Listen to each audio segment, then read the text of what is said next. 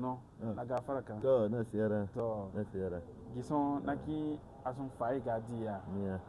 para kun sinante bona ya sumi ya sanwa baton sinanu de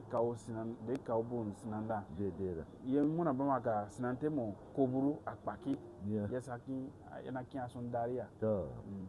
na san za ye rundi gari iruwa ya wami to baton bu beka kawo bu ye rundi basawa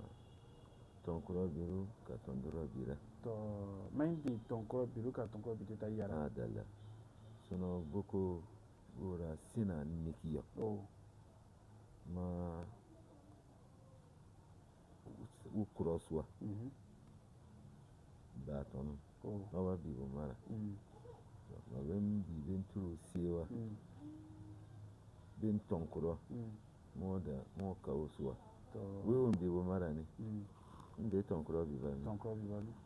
sa eso pawusana boko soku dwani uncle dwani boko soku mi bala tonduron bibe ka tonkuron bibe amana boko gonna ye yawa za yerundi dede teso bengo na teso bakura konsi sone bakura borune we tonkuro bi we tura mo ni soka ka kokoro mo enenyi ni baba kwani miana kiyako mo ni me kuba temo mo ri mo yo garan so se yako boturu awa no makawo ka batonu baso sigino ga dua babe turo oni so akaro ho wa o boni gere o ni me yari yogo wisi ya mo yen sona ngweni pe ngona ho ko hisona to we tondoro bi we tonkoro bi ruba ma we ganu kwa uten da be mi ba we kamera baka we sana au tengoa no mo ruba mo we mwari au boye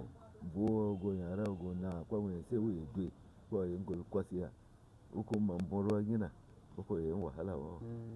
kasi unda mboro bakura kade mi aguso yiyo